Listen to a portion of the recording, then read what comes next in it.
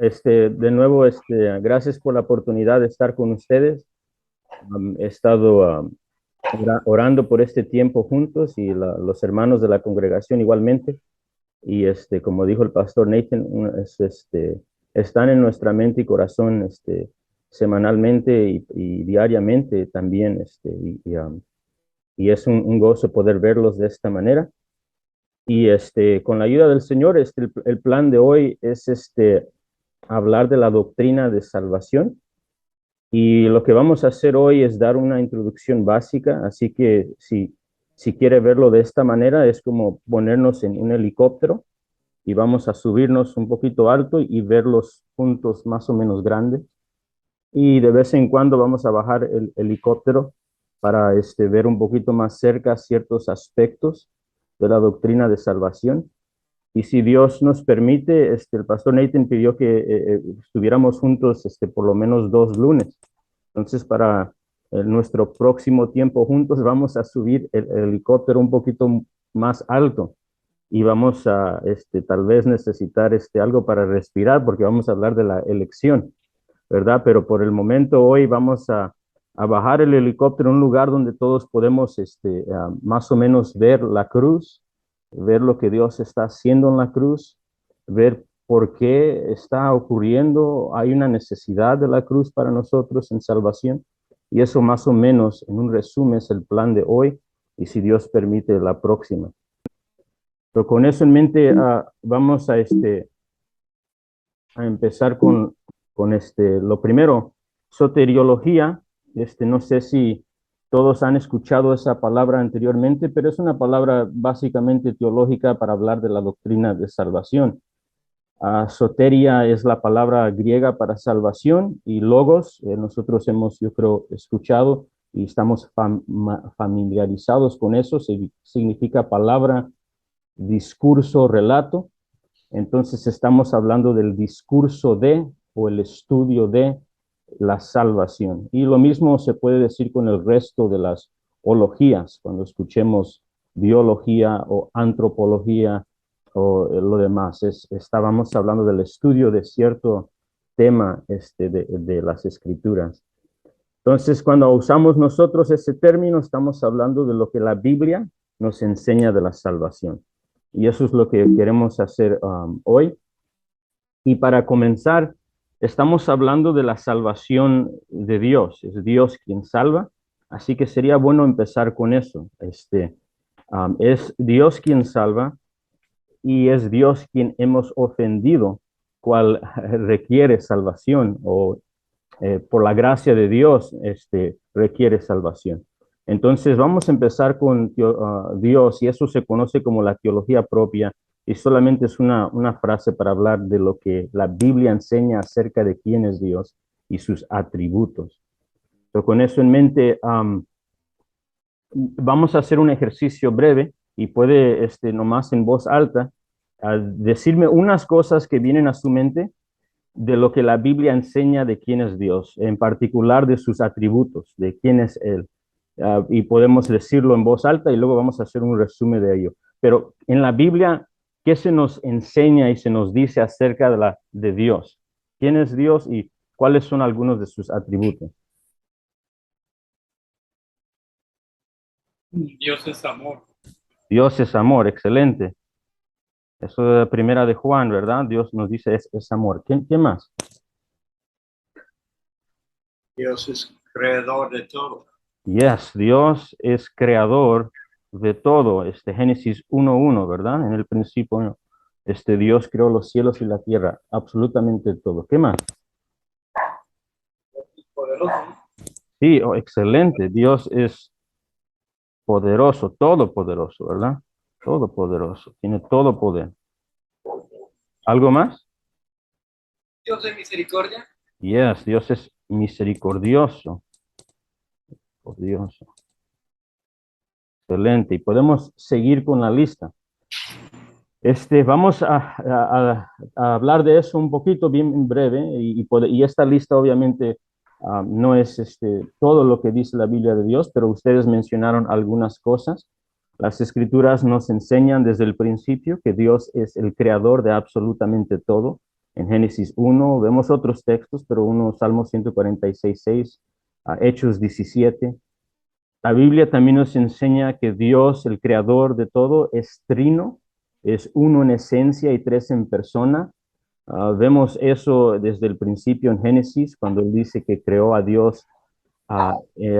Cuando usa el plural en referencia a sí mismo, vamos a crear al hombre en nuestra imagen y semejanza. También lo vemos en Mateo 28, con manda a bautizar en el nombre singular del Padre, del Hijo y del Espíritu Santo. Vemos también una referencia trinitaria de que Dios es uno en esencia y tres en persona. Dios es eterno, ¿verdad? Esto es un poquito, es muy difícil en nuestra mente finita captar la eternidad de Dios, pero Dios nunca tuvo un principio ni tendrá un fin, siempre fue. A veces nosotros usamos una frase llamada la eternidad pasada para referirnos al tiempo donde Dios estaba solitario entre la Trinidad en falta de absolutamente nada, en perfecta comunión con el Hijo, el Padre y el Espíritu, en perfecto amor, en falta de absolutamente nada, y Dios es eterno, y eso usted y yo lo hemos leído en los Salmos, y en otras porciones de las Escrituras. Y un hermano ahí dijo que Dios es amor, ¿verdad? Él es la definición del amor. Estaba hablando con unos varones este domingo y hablamos de eso mismo y cómo tristemente se ha distorsionado hoy el amor. Algunos dicen, por ejemplo, que pues se pueden casar con cualquier género con que haya amor, ¿verdad? Y entendemos que eso no puede ser el amor verdadero, porque el amor es Dios y Dios es la definición del amor, ¿verdad? Primero de Juan 4:8 y 4:16. Dios es bueno. También leemos en las Escrituras que Dios es bueno desde el principio. Génesis 1, en la creación. Él creó todo y después de cada día de creación, lo que hizo fue bueno, lo que hizo fue bueno. Y vemos esto a través de las Escrituras, que Él es bueno, no hay mal en Él, no hay tinieblas en Él. Dios es justo, y esto va a ser importante recordar también hoy. Él es justo en todas sus decisiones. Ninguno de sus decisiones hay perversión en ellas. No hay nada malo ni injusto en su decisión. Son correctas y rectas todas las decisiones que toman Dios, porque provienen de un Dios justo. Dios es soberano. También leemos en las Escrituras, y soberano estamos hablando de la autoridad suprema. Si hay tribunales y tronos en la tierra, ninguno se compara con la autoridad y el tribunal más grande en cual Dios está entronado. Un varón, cuando estábamos hablando de la soberanía de Dios, me dijo, en inglés, me dijo, oh, so God is the boss of bosses. Dios es el jefe de todos los jefes. Y le dije, sí, eso es una manera de entender la soberanía. No hay nadie que puede usurpar lo que Dios determina que se va a cumplir. Su palabra, cuando Él habla, es una de suprema autoridad, debe de ser obedecida, y si Él decreta algo que debe de ser, por ejemplo, sea la luz y fue la luz, hay ciertas cosas que nadie puede resistir. Dios es soberano en autoridad, en reino y en poder. Y podemos seguir. Alguien mencionó de Dios es poderoso. Él es todopoderoso, ¿verdad? Omnipotente. Y podemos seguir con la lista, ¿verdad? Omnisciente, conoce todas las cosas. Omnipresente, está en todos los lugares. Dios es espíritu. Y continuamos estudiando acerca de Dios. Y esto es una manera muy minimizada, pero para hablar de la persona de Dios, pero vamos a dar una palabra que me ayuda a mí siempre en entender todos estos atributos que son perfectos en cada uno de ellos. Ninguno es deficiente, todos están en perfecta armonía uno con el otro. Su justicia con su amor, su misericordia, su bondad, todos están en perfecta armonía con uno el otro. una palabra que es buena recordar para ayudarnos a entender un poco, o por lo menos intentar de captar, es la palabra santo. Dios es santo. En hebreo es la palabra kadosh, ¿verdad? Y en griego, cuando lo leemos en el Nuevo Testamento, estamos usando la palabra agios. Y vemos tanto en el Antiguo Testamento que en el Nuevo Testamento, cuando se nos da una oportunidad de ver un poco lo que está ocurriendo en los cielos, donde mora Dios. Vemos que hay ángeles, hay 4 seres vivientes en Apocalipsis 4, y están cantando un himno continuo que declara que Dios es 3 veces santo, es santo, santo, santo. Y en la idea o la mente hebrea, la repetición intensifica, deja de sumamente claro. Entonces, esto es algo que se debe de entender o intentar de captar acerca de Dios. Y santo significa que Él es apartado. La palabra kadosh significa apartado, separado, colocado aparte, en categoría distinta y única. Significa que el Dios trino es trascendente, incomparable, más allá o por encima del rango de la experiencia y comprensión humana. En todos los atributos que compartimos, hay una manera en que a veces el hombre puede entenderlos porque compartimos en lo que se llama los atributos comunicables. Es decir, nosotros hasta cierta manera entendemos soberanía en la tierra y eso es comunicable a nosotros, pero en otra manera ese atributo de soberanía es incomunicable, nadie más lo tiene. Entonces es trascendente, incomparable en todos los atributos igualmente. Hay un texto que es bueno para más o menos intentar entender lo que es santidad y lo que en referencia a Dios, en que Dios es santo. Y es Isaías 44, 6 al 8. Y si hay un lector ahí que pueda leerlo en una voz muy alta y clara, si me hace un gran favor, un voluntario que lea Isaías 44, 6 al 8, que está en la pantalla o si lo tiene en su texto. Así dice Jehová, Rey de Israel y su Redentor, Jehová de los ejércitos. Yo soy el primero y yo soy el postrero, y fuera de mí no hay Dios. ¿Y quién proclamará lo venidero? Lo declarará y lo pondré en orden delante de mí, como hago yo desde que establecí el pueblo antiguo. Anúncieles lo que viene y lo que está por venir. No temáis ni os amedrentéis. No te lo hice oír desde la antigüedad y te lo dije. Luego vosotros sois mis testigos. No hay Dios sino yo. No hay fuerte, no conozco ninguno.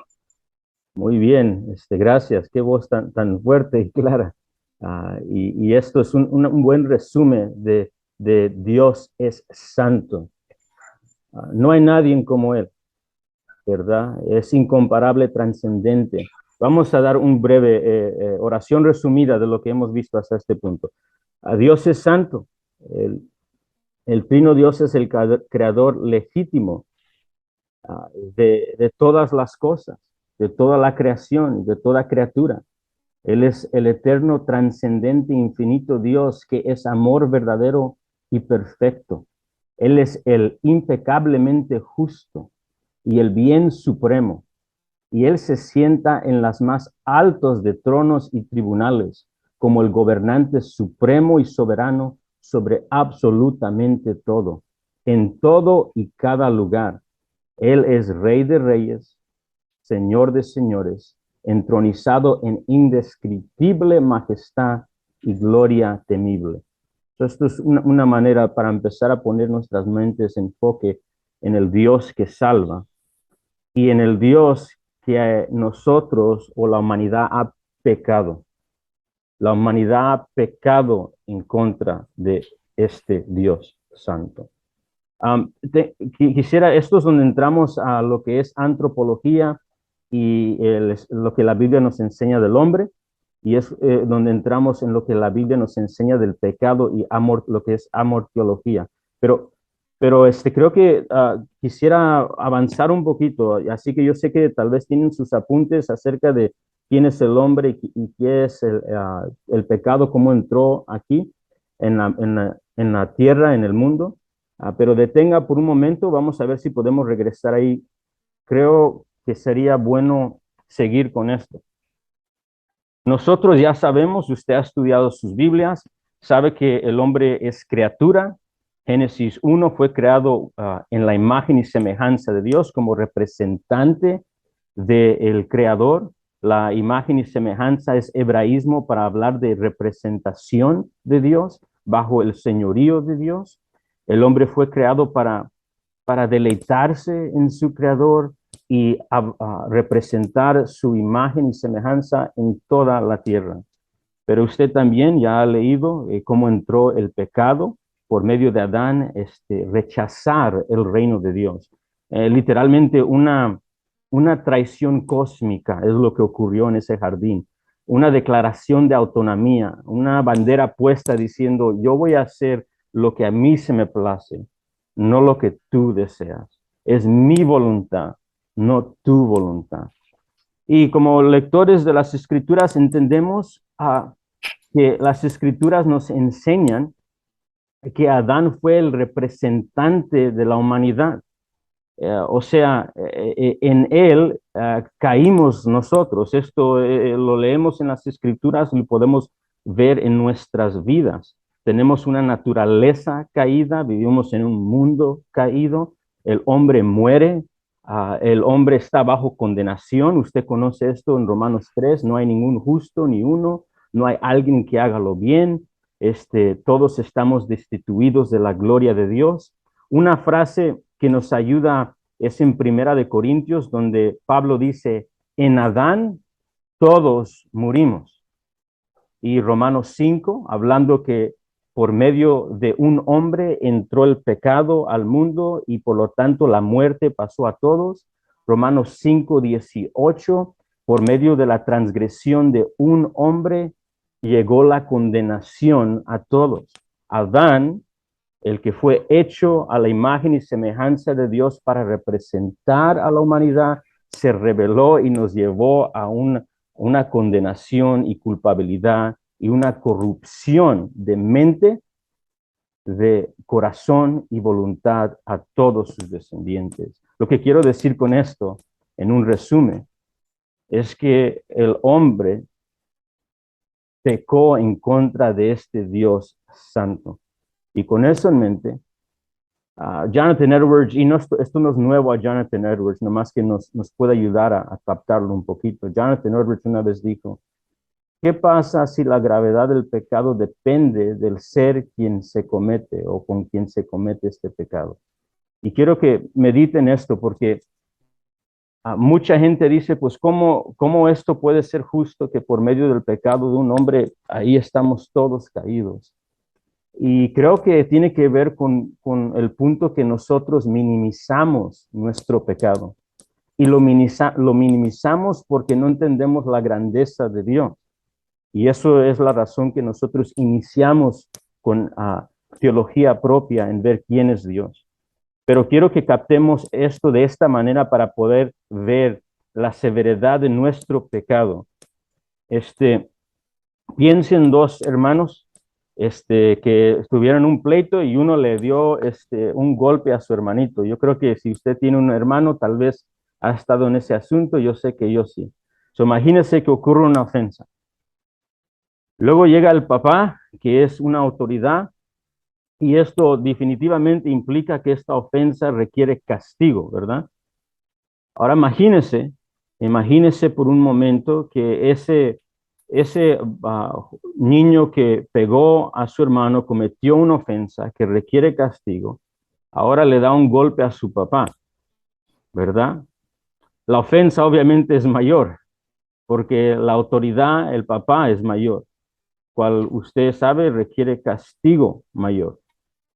Ahora imagínese por un momento que entre todo eso viene un policía y llega el policía para ver lo que está pasando y este hijo que es rebelde y ha cometido una ofensa, ahora comete esa misma ofensa, es la misma ofensa, pero a la policía le da un golpe en la cara, le rompe los lentes. A nosotros entendemos que esa es una autoridad mayor y por lo tanto la ofensa es mayor y requiere un castigo mayor. Ahora imagínese que ese niño comete esa misma ofensa, pero se la comete en el juez. Se fue a la cárcel el jovencito y ahora está enfrente del tribunal y de alguna manera se sale de las esposas y le da un golpe al juez. Es una autoridad mayor, por lo tanto es una ofensa mayor que requiere un castigo mayor. Y yo creo que a veces nosotros, cuando hablamos del pecado y la caída de Adán y la ofensa de Adán, a veces no podemos captar la realidad de esa ofensa cósmica y del resultado que requiere un juicio eterno sin primero entender al ser que hemos ofendido.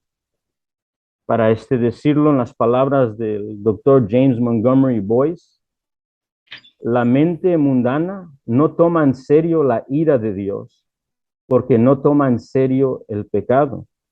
Sin embargo, si el pecado es tan malo como lo declara la Biblia, y sí lo es, nada es más justo o razonable que la ira, la indignación santa de un Dios santo que se levante contra él.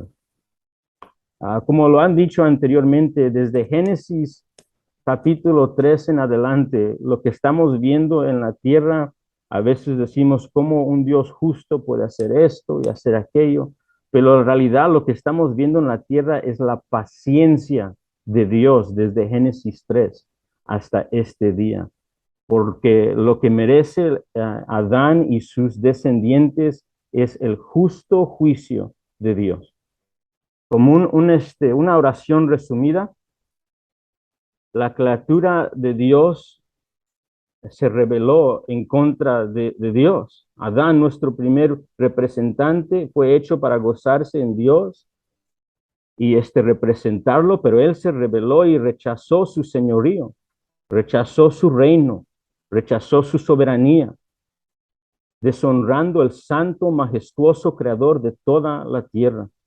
Como resultado del pecado deliberado del hombre, la humanidad está o es justamente caída, esclavizada y corrompida por naturaleza, y justamente y legítimamente condenada a la ira y el castigo eterno de Dios por su primera ofensa y las continuas ofensas actuales contra el Dios santo, justo y soberano. Entonces, una base, un resumen muy breve de cómo podemos ahora ver la soteriología, la doctrina de la salvación. El hombre justamente merece castigo, pero Dios, como se ha dicho, quien es justo y misericordioso y amor, va a demostrar sus atributos de una manera absolutamente resaltante en su amado Hijo Jesús y en la cruz. Y esto ocurre en la obra de salvación por medio del Mesías que Él ha prometido enviar, salvar, que iba a salvar y rescatar a un pueblo y redimirlo, restaurarlo, atrás a los propósitos y intenciones de Dios para su pueblo. Vamos a hablar de la salvación en el resto de nuestro tiempo juntos hoy. Y la salvación, y eso significa que tenemos que hablar de Cristo. Vamos a hablar de la obra de Dios en salvar a un pueblo por el sacrificio o por medio del sacrificio expiatorio de Cristo Jesús. Si está tomando apuntes conmigo, cuando hablamos de la doctrina de salvación, regularmente hablamos de tres aspectos de ello, tres puntos grandes, y son los siguientes. Hablamos de la causa de la expiación de Dios en Cristo. Hablamos de la necesidad de la expiación de Dios en Cristo. Y tercero, hablamos de la naturaleza de la expiación de Dios en Cristo. Y hemos usado la palabra expiación. Así que vamos a tomar un tiempo para hablar de esa palabra expiación en cuestión de la salvación de Dios en Cristo Jesús. porque lo que ocurre en la cruz para redimir un pueblo, reconciliar un pueblo, justificar un pueblo, ocurre por medio de expiación en su Hijo. So, con eso en mente, expiación en el griego es hilasterian, o en hebreo tiene el entendimiento, ¿verdad? Hebreo, lo que vamos a ver pronto en unos momentos, es la palabra kafar.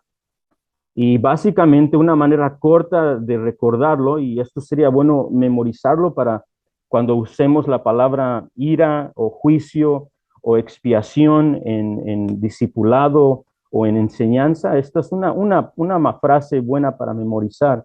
Expiación se refiere a un sacrificio que lleva la ira y el juicio de Dios. ¿Okay? Un sacrificio que lleva la ira y el juicio de Dios.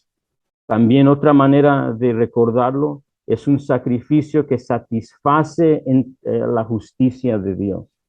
Satisface la justicia de Dios. Expiación es la traducción, hilasterian es la traducción griega del Antiguo Testamento para la cubierta del arco del pacto, lo que en la Reina Valera, cuando lo leemos en Éxodo 25, acerca de la descripción del arca del pacto, donde están los querubines cubriendo sus rostros, mirándose a sí mismo, ese lugar en medio donde se derramaba sangre, en la Reina Valera se llama el propiciatorio, y se refiere al cubierto del arca del pacto. En particular, la palabra expiación debe de traer en mente Yom Kippur, que es el día de expiación.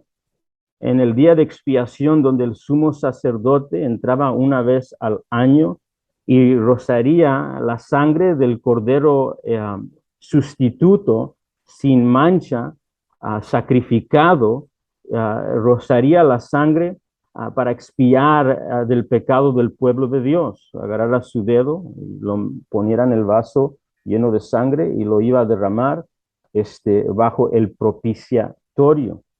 Este acto tenía el entendimiento de que la ira justa de Dios, esa indignación por su ofensa, la culpa y la ofensa que requiere castigo, estaba siendo de una manera evitada o propiciada para que el pueblo de Dios pudiera tener comunión con Dios. Era la manera que Dios estaba tratando con el pecado, para que el pueblo podía ser acercado, el pueblo que merece juicio, el pueblo que merece castigo, el pueblo que está lejos por su culpa. Era esta manera que ellos tenían que entender que iban a poder ser acercados, reconciliados con Dios. Pero nosotros sabemos que la Biblia nos enseña y nos deja claro que los pecados humanos no pueden ser expiados por la muerte de animales. Hebreos 10:4, hablando de la ley mosaica y los sacrificios, nos dice que la sangre de los toros y de los machos cabrios no puede quitar los pecados. Me recuerdo que un predicador una vez hizo la pregunta a toda la congregación, le dijo, hermanos, ¿por qué la sangre de animales no puede quitarte los pecados? Y todos pues intentamos ahí con nuestra mente teológica encontrar una respuesta, y él dijo, porque no son animales, hermanos. Y esto es la verdad, necesitamos una sustitución como nosotros por la ofensa que hemos cometido. Y las escrituras dejan esto claro. Por lo tanto, esa sangre que estaba siendo derramada en el Antiguo Testamento, lo que Dios, Yahweh, ordenó que se hiciera en la ley mosaica, esta sangre derramada sobre el hilasterian, sobre el kafar en el día de la expiación, era una imagen y una instrucción y una enseñanza que señalaba al día en que Dios Padre iba a traer salvación para su pueblo. Las escrituras testificaban desde Génesis 3:15 de la manera que Dios iba a ser justo al injusto, iba a justificar al condenado, iba a rescatar al que estaba esclavizado, iba a redimir y iba a reconciliar al que lo había ofendido. Y esa sangre derramada en el Hilasterian señalaba, apuntaba al día en que Dios Padre traía en plena, completa satisfacción por los pecados para su pueblo por medio de ofrecer su propio cordero sin mancha, por medio de ofrecer su propia expiación para el pueblo que lo ofendió y así perdonar, justificar y reconciliar a su pueblo. Expiación, esto está en mente, estas imágenes, estas verdades están en mente cuando las leemos en las Escrituras y en lo que vamos a dedicar a hablar hoy. Y lo vemos dicho de esta manera. Si puede tomar de apunte de los siguientes textos, la palabra hilasterian, por lo menos en el Nuevo Testamento, lo encontramos en Hebreos también, si quiere buscarlo en Hebreos, pero les doy tres textos por ahorita. Romanos 3:25, Primera de Juan 2:2, Primera Juan 4:10. El apóstol en Romanos 3:25 dice que Jesucristo fue a quien Dios puso, escuche, como hilasterian, como propiciación por medio de la fe en su sangre. Y en su sangre es una frase en el Nuevo Testamento, una frase corta para referirse al sacrificio sustitutivo, vicario en el lugar de su pueblo. Aquí se nos dice que Jesucristo, a quien Dios puso como propiciación por medio de su sacrificio sustitutivo en la cruz, para manifestar su justicia. Y si Dios nos da tiempo, vamos a hablar más de esa frase, a causa de haber pasado por alto en su paciencia los pecados pasados. Una manera corta es todo estaba apuntando hasta esto y Dios estaba ejerciendo paciencia hasta el día en que Él iba a pagar en su totalidad los pecados de su pueblo. Primera de Juan 2:2, y Él, Jesús, el Hijo eterno de Dios hecho carne, es la propiciación, el hilasterian, por nuestros pecados. Primera de Juan 4:10. En esto consiste el amor. ¿En qué? No en que nosotros hayamos amado a Dios, sino en que Él nos amó a nosotros y envió a su Hijo en hilasterian, en propiciación por nuestros pecados. En otras palabras, en esa cruz estaba Dios Padre en su Hijo el Verbo hecho carne, proveyendo la expiación para el cual iba a salvar a un pueblo y restaurarlo a la imagen y semejanza que Dios Padre tenía intencionado darles. Ahora regresemos a esas tres frases: la causa de expiación, la necesidad de expiación y la naturaleza de expiación. La causa de expiación. Cuando hablamos de la causa de expiación, estamos hablando de la causa de la salvación de Dios en la cruz de Jesucristo, hablando de la motivación de Dios para salvar. Como dijo un escritor, ¿cuál es la motivación del Dios Trino para idear o planificar un plan de redención? La respuesta es la causa, la motivación, acuerdo a las Escrituras, fue su amor expresado en misericordiosamente satisfacer su justicia contra el pecado de su pueblo en la expiación de Jesucristo. Si está tomando apuntes, la causa es el amor de Dios. La causa fue dar a conocer su amor y gracia para su gloria. La causa de la expiación fue dar a conocer su amor y gracia para su gloria. Romanos 3:25, si regresamos a ese texto. Pablo está hablando en Romanos 3:20 y 21 de la justicia de Dios cual ha sido manifestada y en Cristo Jesús en la cruz. Romanos 3:21, testificada por la ley y los profetas. Todas las escrituras nos estaban diciendo de este tiempo y este día. Y aquí en Romanos 3:25, como ya hemos visto, se nos dice que esta manifestación de la justicia de Dios fue en Jesucristo. el Hijo de Dios viviendo una vida perfecta y muriendo en la cruz como propiciación por el pueblo. Es decir, ahí estaba siendo castigado en el lugar de su pueblo, recibiendo el juicio y la justa ira de Dios en el lugar de su pueblo.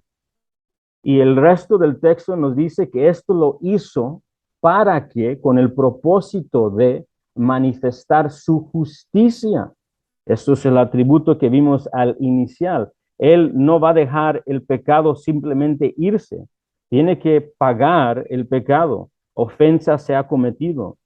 En la misma manera que nosotros entenderíamos que si un juez justo deja a un culpable irse sin recibir lo que merece el culpable, nosotros levantaríamos luego, esto no es justo.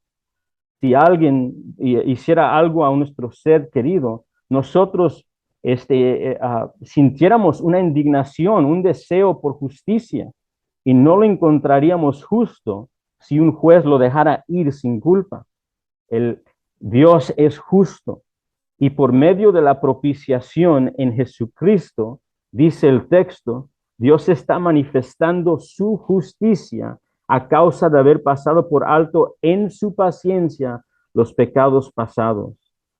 Dios, esto es decir, en su gran paciencia, se detenió de castigar los pecados pasados de su pueblo hasta este día glorioso en que su Hijo fuera encarnado, tomada carne y hueso y sangre, viviendo una vida perfecta y muriera en la cruz. Y en ese día donde se oscureció el mundo, hubo terremoto y el velo fue roto y salieron de los sepulcros unos muertos. En ese día el juicio de Dios que merecía su pueblo fue derramado sobre el Hijo.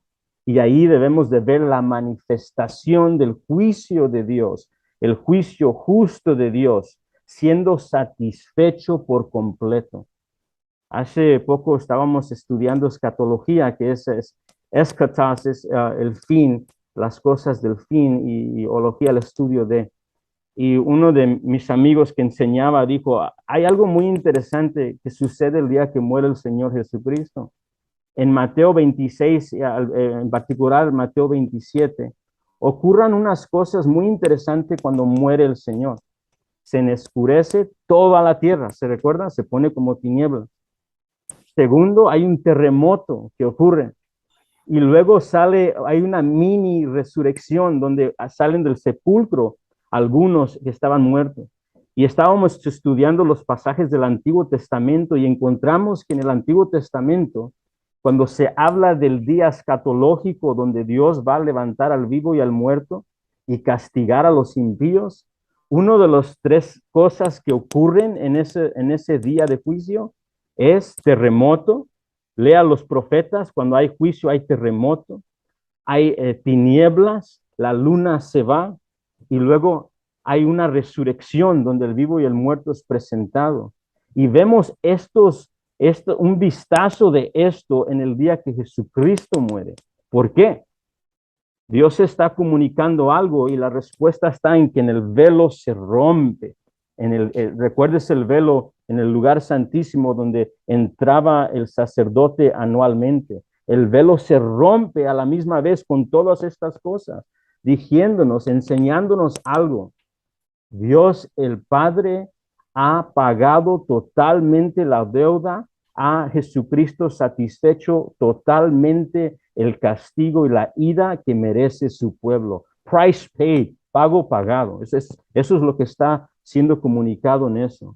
Entonces, Romanos 3:25 nos dice que la causa fue la manifestación de su justicia, pero Romanos nos dice por qué sucedió esto. Romanos 5:8 nos dice, mas Dios muestra su amor para con nosotros, hablando de su iglesia, su pueblo. ¿Cómo lo demostró? En que siendo aún pecadores, el Mesías murió por nosotros. Pablo nos enseña a través de Romanos, que Romanos también nos dice la causa y el motivo de esta expiación de Jesucristo. Y fue y es el amor de Dios por un pueblo específico, por su iglesia, en Él darles lo que no merecían. Ellos merecían ira y Dios por gracia, por su decisión propia, gratuitamente, voluntaria y libre, proveyó justificación ante Él, perdón de pecados y reconciliación con Él. La causa de la expiación fue su amor. Primera de Juan 4, 9 a 10, lo vemos de nuevo. En esto se mostró el amor de Dios para con nosotros, en que Dios envió a su Hijo unigénito al mundo para que muriera para nosotros, ¿verdad? Para que entregara su vida por nosotros y fuéramos acercados en Él. En esto consiste el amor, no en que nosotros hayamos amado a Dios, sino en que Él nos amó a nosotros y en el Hijo hizo propiciación por nuestros pecados. El profesor James R. White lo resume bien. Una vez en un debate dijo lo siguiente: la ira de Dios es parte de la gloria de Dios, porque si miras la cruz y no ves la ira de Dios contra el pecado, tampoco estás viendo el amor de Dios ahí. O sea, cuando vemos la cruz, debemos de ver el justo juicio de Dios y la ira y la indignación santa y enojo de Dios contra el pecado. Pero cuando vemos la causa por cual esto ocurrió, resalta inmensamente el amor de Dios, porque fue por el amor de Dios que murió el Hijo y recibió el castigo del pueblo. Entonces, eso es lo que queremos decir con la causa de la expiación. Y podemos ver primera de Juan 4, 8 a 10 y vemos lo mismo rápidamente. En esto se mostró el amor de Dios para con nosotros, después de decir que Dios es amor, en que Dios envió a su Hijo unigénito al mundo para que vivamos por Él. Y como hemos leído, Él nos amó a nosotros, envió a su Hijo en propiciación por nuestros pecados. Segundo, ya vimos la causa, que es el amor. Vamos a ver la necesidad de la expiación de Dios en Cristo. Cuando hablamos de la necesidad de la expiación, estamos hablando de la necesidad de que el Hijo de Dios, el eterno Hijo de Dios, fuera hecho carne y así fuera el sacrificio sustitutivo perfecto y el representante perfecto para la humanidad, en particular para el pueblo que Él va a salvar. Eso es lo que queremos hablar con necesidad. Ahora, hay unas observaciones muy importantes cuando hablamos de la necesidad de la expiación. Y quisiera que tomamos apuntes de esto. Son muy importantes para esta lección juntos y para la próxima. Y son estos dos puntos. Primero, Dios no necesita salvar a nadie. Y esto es muy importante que nosotros captemos, si no, vamos a captar la elección. Dios no tiene ninguna obligación, estoy citando a Jonathan Edwards, Dios no tiene ninguna obligación de mostrar misericordia a ningún hombre natural cuyo corazón no se vuelve a Dios.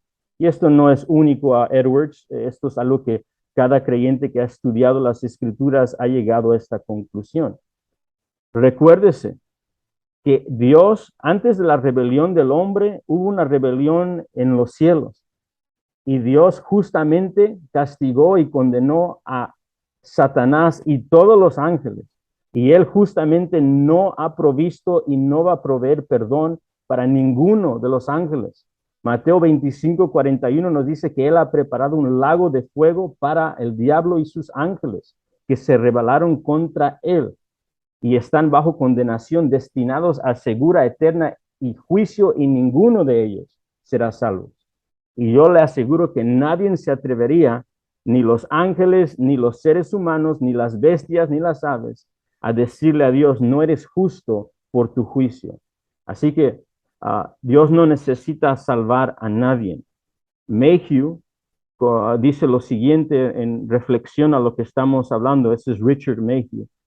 Como en el caso de los ángeles caídos, Dios estaba completamente en su derecho de abandonar a la humanidad pecadora a la miseria y de vindicar su justicia enviando a todos al infierno. Segundo, cuando hablamos de la necesidad, Dios en amor y por gracia decidió salvar. Eso es decisión propia de Él salvar. Soberana, a veces hablamos de la soberana y libre decisión de Dios en salvar. Deriva de gracia, un don no merecido, algo que el que fue ofendido no estaba requerido hacer. La salvación proviene de la soberana y libre decisión de Dios en salvar. La Biblia nos dice, y hablaremos más esto la próxima vez, pero la Biblia nos dice en Efesios 1:5, y podemos ver Efesios 2:1 al 5 y otros textos, que el salvar es la propia, ocurrió y ha sucedido por el propio beneplácito y decisión misericordiosa de Dios hacerlo. Fue la decisión propia de Dios actuar de esta manera. Con eso en mente, una cita de Wayne Grudem nos resume lo que queremos decir. Y le voy a pedir a alguien si puede leer la cita de Wayne Grudem en voz alta, así como lo leyó el otro varón en voz alta y clara. Si nos puedes leer la cita de Wayne Grudem que nos resume lo que hemos considerado. Nos damos cuenta de que Dios también podría haber elegido con perfecta justicia, dejándonos en nuestros pecados, esperando el juicio. Él podría haber elegido no salvar a nadie, tal como hizo con los ángeles pecadores.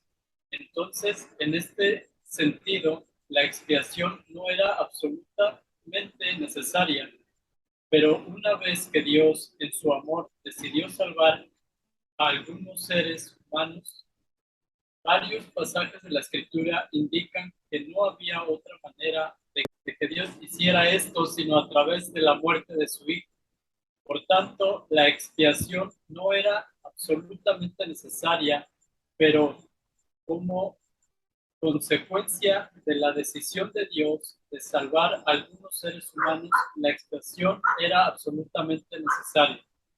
Eso es un excelente resumen. Ya que Dios decidió salvar, y vamos a aprender que esto ocurrió en la eternidad pasada, pero ya que Dios decidió salvar a un pueblo de esta manera, era necesario que ocurriera por medio del eterno Hijo de Dios, serse carne semejante a los hombres y morir en su lugar. Vamos a terminar esta sección y luego la naturaleza, si Dios permite, lo terminamos la próxima vez que nos juntemos. Pero lo siguiente es una adaptación del catequismo Heidelberg, porque creo que este catequismo en particular en estas secciones le pega con el clavo a la martilla, le pega en el clavo con el martillo. Y el catequismo Heidelberg, hablando de esto, lo resume de esta manera. ¿Podemos nosotros pagar la deuda y hacer expiación por el pecado? La respuesta, absolutamente no. Somos personas caídas, imperfectas y pecadores que solo aumentan nuestra culpa y juicio cada día. Salmo 130, versículo 3. Si tú, oh Señor, mirares a los pecados, ¿quién, oh Señor, podrá mantenerse? Salmo 143, 2. No entres en juicio con tu siervo, porque no se justificará delante de ti ningún ser humano. Romanos 3:10, que está citando Salmo 14. Como está escrito, no hay justo ni aun uno. Versículo 23, todos estamos destituidos de la gloria de Dios. Romanos 2:5, pero a causa de tu corazón duro y impenitente, estás acumulando ira para ti mismo en el día de la ira, cuando se manifestará el justo juicio de Dios. El punto, no hay ningún ser humano vivo y que ha vivido desde Adán que puede pagar la deuda por sus pecados y hacer expiación por el pecado. Somos caídos, imperfectos pecadores que solo aumentan nuestra culpa para el gran día de juicio si Dios no hace nada por nosotros. Segunda pregunta, ¿Puede alguna simple criatura hacer satisfacción por nosotros? Ninguna. Primero, porque Dios no recibirá como satisfacción otra criatura, ya sea toro, cordero o ángel celestial, como pago redentor y satisfacción del juicio, por lo que el pecado por el pecado que el hombre cometió y la humanidad cometió. O sea, Dios no va a recibir a otra criatura, como ya hemos hablado, la sangre de bueyes y toros, para pagar el pecado que el hombre cometió.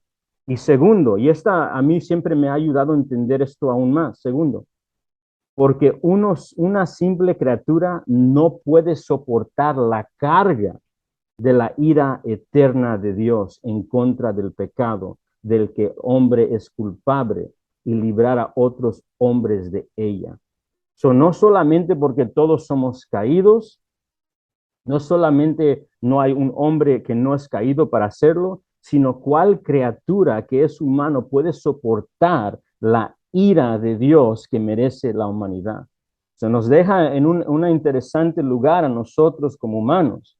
Salmo 49, 7 al 8 nos dice, nadie, ningún hombre puede en manera alguna redimir a su hermano, ni dar a Dios rescate por él, porque la redención de su alma es muy costosa. Hebreos 2, 14 al 17 y luego 10, 3 al 4.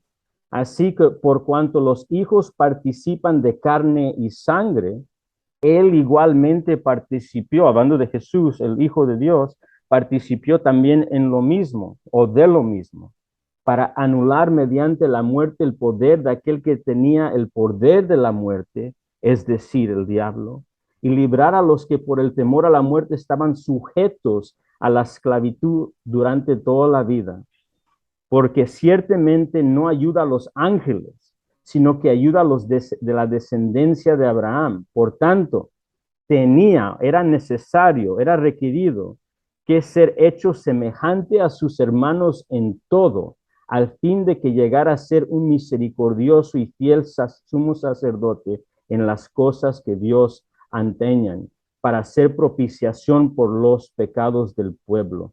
Y como ya hemos leído, es imposible que la sangre de toros y de machos cabrios quite los pecados. Y meditamos y concluimos con este pensamiento hablando de la necesidad. Entonces, ¿qué clase de mediador y redentor tenemos que buscar?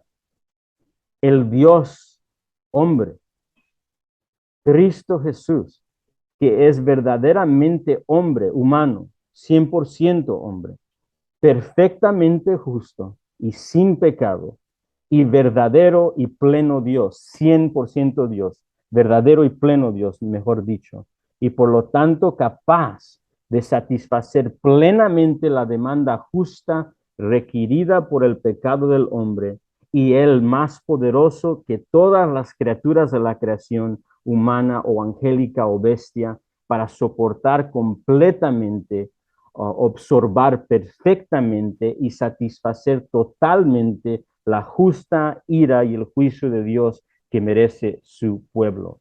Solo Dios puede puede soportar la ira de Dios.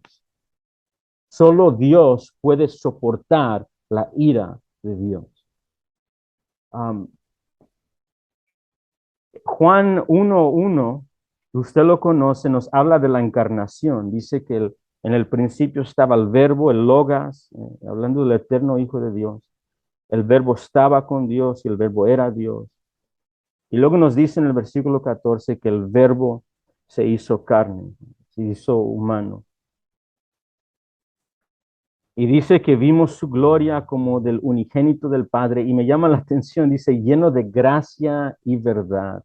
Y la idea es lleno de la gracia. En Jesús vemos la gracia de Dios y vamos a ver la verdad, lo que es verdad y la justicia de Dios. Eso ambos tienen en mente. Y me llama la atención lo que Juan el Evangelista nos va a decir la próxima vez cuando veamos a Jesús, después de hablar del verbo hecho carne, que es la verdad, la justicia y la gracia de Dios encarnada. el precursor, Juan el Bautista, viéndolo al Mesías, el juez de todo el mundo, dice de él, he aquí el Cordero de Dios que quita el pecado del mundo. Esto es lo que estamos hablando de la necesidad. Dios ha provisto lo que necesita su pueblo para ser totalmente perdonado, sin culpa, totalmente irreprensible, como vamos a aprender la próxima semana, ante sus ojos. Y esto lo podemos seguir viendo en todos los textos de encarnación. Cada vez que usted lea la historia de Navidad y la encarnación, esto debe de venir a nuestra mente. Mateo 1:21 lo llamarás Jesús porque Él salvará a su pueblo de sus pecados. Y inmediatamente después de eso nos dice que se llamará Emmanuel, Dios con nosotros. Estamos viendo la importancia y la necesidad de la encarnación en morir por la humanidad y presentar a un pueblo santo y irreprensible ante Dios. Y podemos seguir leyendo 2 de Corintios 5:21, Hebreos 7:26 y 1 de Timoteo 2:5 para ver la necesidad de nuestro Señor Jesucristo en tomando carne y hueso y muriendo en nuestro lugar para a reconciliarnos con Dios, acercarnos con Dios. Terminamos aquí por el momento. No sé si hay una pregunta de lo que hemos cubrido y si está en mi alcance contestarla, pues intentaré de contestarla. Si no hay respuesta, pues no hay respuesta. En el día que lleguemos con el Señor, tal vez podemos hacer pregunta y si no la sé, pues la puedo escribir o el pastor Natán también es probable que tenga la respuesta para ustedes. Pero si tiene una pregunta, o un comentario, sería una de gran ánimo, especialmente lo que usted aprendió o algo que le resaltó en esta noche. Todo claro. Claro, y a lo personal, fue un buen recordatorio de todo esto y es importante también en la vida tener siempre presente esto meramente para nosotros y también para poder compartir esto.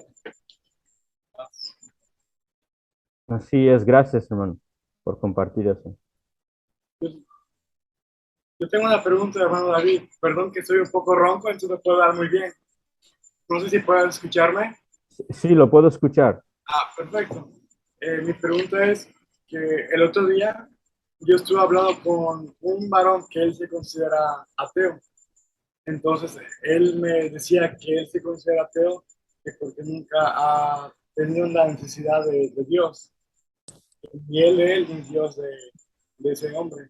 Entonces, mi pregunta es, ¿cómo le podrías hacer reconocer a ese hombre la necesidad de Dios? O una persona así en general. La pregunta es, ¿tiene un amigo ateo que no ve su necesidad de Dios? Sí. Y la pregunta es, ¿cómo podemos administrar a una persona que no ve la necesidad de Dios? Exactamente. Okay. Pues yo sé que estas preguntas tal vez van a ser básicas y usted dice, pues yo sé esto, pero la verdad es que son las respuestas que yo tomaría igualmente y luego también el pastor Natán puede compartir más, pero lo primero que yo haría es orar por él intencionalmente y yo sé que usted ya está haciendo eso, pero conforme más y más leemos las escrituras, entendemos que esta, esta, esta obra de entender, de reconocer, de vivir, un muerto que pueda vivir, está totalmente en la obra poderosa de Dios en regenerar a alguien por medio de su espíritu. Lo primero sería algo que usted ya sabe, es orar por tal persona, y eso se puede aplicar a ateo o quien sea. Segundo, la otra respuesta es compartir las escrituras con él de todos modos, ¿verdad? compartir las escrituras con él de todos modos, porque lo que Dios usa para vivificar al muerto, lo que él usa para que el hombre que en su arrogancia dice que no hay Dios, es las mismas escrituras, el evangelio predicado para quebrantar a esa persona y confrontar a esa persona. Es la manera que nosotros fuimos rescatados y es la manera que otros serán rescatados. Siga presentando el evangelio.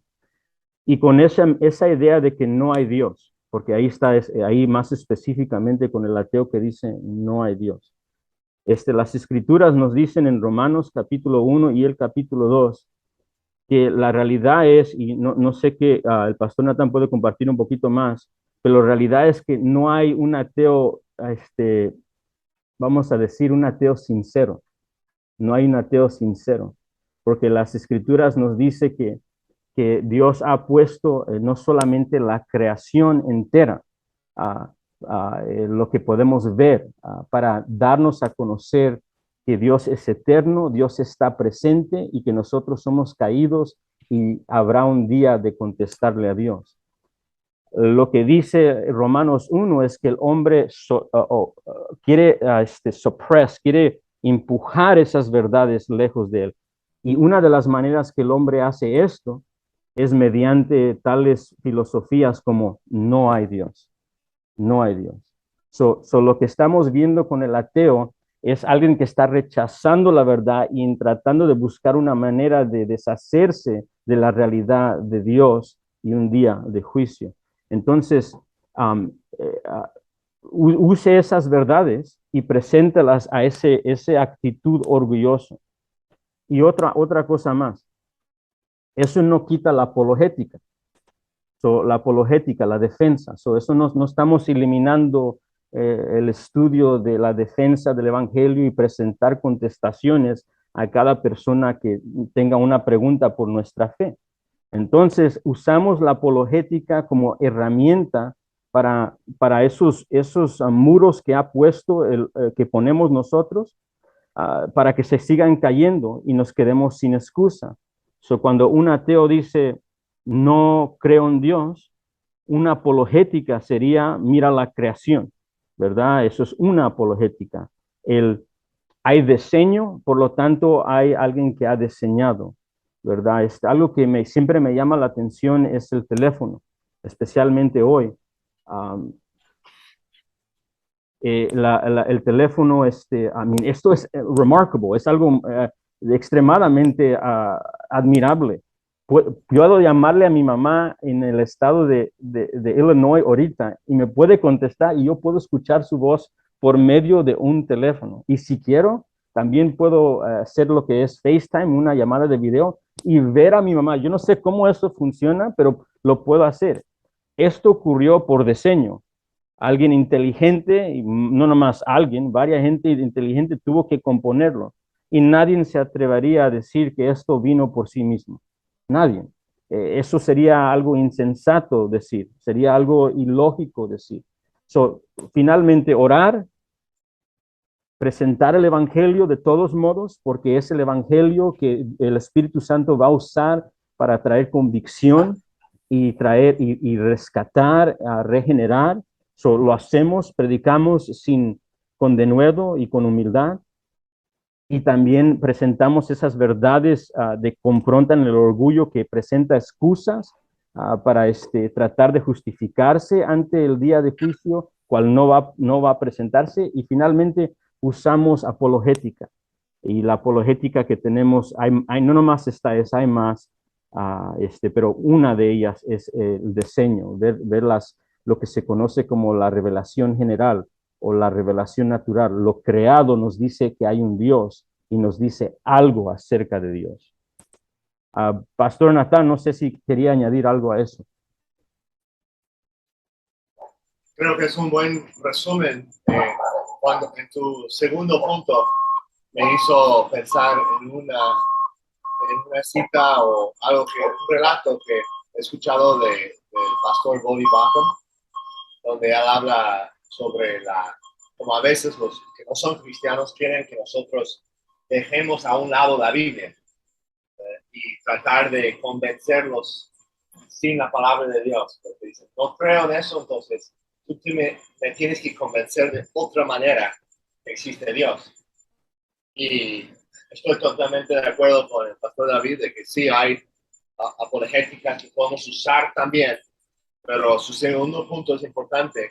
Debemos seguir predicando la palabra de todos modos, aun si esa persona rechaza la palabra. Y Bonnie Backus dice, es como si pensando en la palabra como una espada, ¿no? Y la persona dice, tú sacas la espada y la persona dice, yo no creo en tu espada. A veces la tendencia de los cristianos puede ser entonces solo dejar a un lado, o como se dice, bailar a su espada, ¿no?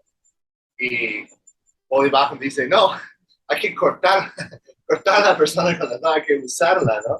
Para que se dé cuenta que realmente sí es real, ¿no? Y cuando predicamos la palabra de Dios, el evangelio, centrado en Cristo, eso es lo que Dios usa para despertar al alma, ¿no? De esa persona. Todo eso. Y gracias por la pregunta, hermano, también. Y estoy totalmente de acuerdo con el pastor Natán en esto. Algo más, sí, un comentario, algo que resaltó,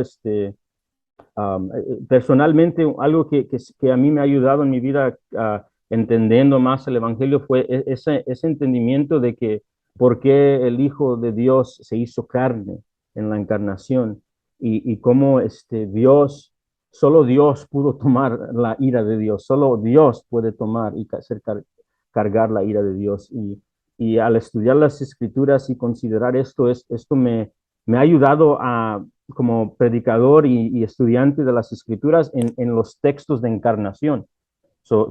Me ha ayudado mucho en Mateo 1, en Lucas, en los narrativos del nacimiento, y en Isaías 9, Isaías 7, cuando hablan de la promesa del Mesías que iba a venir, pero también escuchamos que lo llamarás Dios Dios Todopoderoso, Emmanuel, Dios con nosotros, y se nos está diciendo cómo el Mesías iba a llevar la carga, ¿verdad? Isaías 53 en sí mismo. Así que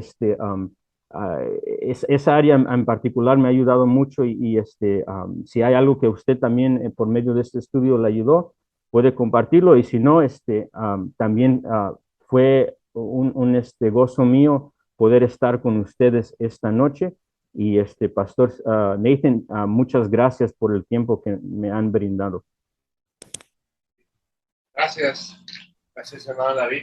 Y sí, creo que podemos hacer espacio. Si alguien, no sé si alguien más tuvo algún comentario o pregunta. Yo iba a decir algo acerca de lo que dijo ahorita David al último. Porque yo escribí de que dice Dios, en amor y gracia, decidió salvar por medio de Jesús, que es el hombre perfectamente justo y sin pecado y verdadero y pleno Dios. Yo creo que a mí me gustó porque nosotros nos podemos identificar cuando dice que es un hombre perfectamente justo y sin pecado, nos podemos identificar como hombres con él, y también es verdadero y pleno Dios. O sea, podemos también reconocer que Él es Dios. Y ahí es donde hace sentido la frase que dijiste al último, que solo Dios puede soportar la ira de Dios. Y a lo mejor se hace difícil entender eso, pero cuando nos identificamos con el hombre que fue, o que es perfectamente justo y sin pecado, y sabiendo también que Él también es verdaderamente, o verdadero y pleno Dios, yo creo que ahí podemos entender la necesidad de lo que fue que el Hijo hiciera carne, que viniera a este mundo y que pasara todo, ¿no? Que pasara su sacrificio o la expiación, ¿no? Que es lo que estamos viendo ahorita. Eso es lo que me llamó la atención a mí de esto último. Gracias, hermano. Qué excelente. Me gustó mucho la manera que usted comunicó eso. Me vino a la mente, mientras usted habló eso, me vino a la mente, creo que es Juan 14, si me recuerdo bien, cuando Felipe le dice a Jesucristo, Señor, muéstranos al Padre y será suficiente. Y le dice nuestro Señor Jesucristo a Felipe, tanto tiempo he estado contigo y no me conoces. Y yo digo, wow, y esto es exactamente, en Jesús encontramos a Dios. That's wonderful. Excelente observación y comentario. No sé si me atrevo y no se sienta comprometido, pero quería que consideraran una breve asignación. Si quiere tomar una foto de esto y nomás es si usted desea hacerlo para su beneficio devocional entre la semana. Y hay un himno, no sé si usted lo conoce, pero es Cuán grande amor, oh cuán grande amor. Está escrito por Charles Gabriel, fue escrito en el 1905. Se encuentra en el himnario Celebremos su Gloria, pero lo animaría, lo puede encontrar en YouTube. Lo animaría en particular que escuchara la versión, está la imagen en la pantalla. Esta lo hizo una iglesia bautista reformada en Costa Rica, pero ahí el himno le ponen la letra, pero yo lo animaría a hacer lo siguiente, en responder a lo que hemos escuchado. Escuche el himno, escúchelo nomás, no haga nada más, nomás escúchelo, encuentre un lugar donde usted pueda escucharlo. Después de eso, que lo ha escuchado, lo animaría a que escribiera la letra del himno, escriba la letra del himno. Y la razón con escribirla es para que mediten las palabras que se están cantando. Y finalmente, lo animaría a que en su devocional entre la semana, yo sé que cada uno tiene devocionales en su día, sea en la mañana o en la tarde, y dedican un tiempo en oración y un tiempo en escritura, pero más y más estoy viendo una necesidad de cantarle al Señor en mi devocional, y lo animaría a que en su lugar secreto, usted con esa letra que escribió del himno, le cantara, y si quiere puede seguirlo con su teléfono o puede hacerlo a capela, pero esto es tómalo como una asignación opcional, pero una manera de responder en doxología, en alabanza y adoración y expresión de gratitud al Trino Dios que ha hecho salvación en Cristo Jesús por medio de su cruz y resurrección. Le dejo eso para su consideración y aprecio su tiempo, en verdad. Y seguiré orando. Creo que en 2 semanas nos vemos de nuevo, ¿verdad, Pastor Nick? Sí, primero Dios. Sí, pues nosotros agradecemos mucho también su tiempo, hermano, y el esfuerzo de preparar esta presentación. Y creo que ha sido de mucho beneficio, de mucha edificación para nosotros, ¿verdad? Ok, pues gracias, que Dios los guarde. Fue un gusto conocerlos de esta manera. Tal vez un día nos toque conocernos cara a cara en esta tierra, y si no, pues en la era venidera seguramente nos podemos sentar y platicar más. Sí, amén. Sí, pues aquí la invitación, usted sabe, la invitación está abierta para llegar a predicar en Puerto Escondido. Dios abre la puerta. Hasta luego.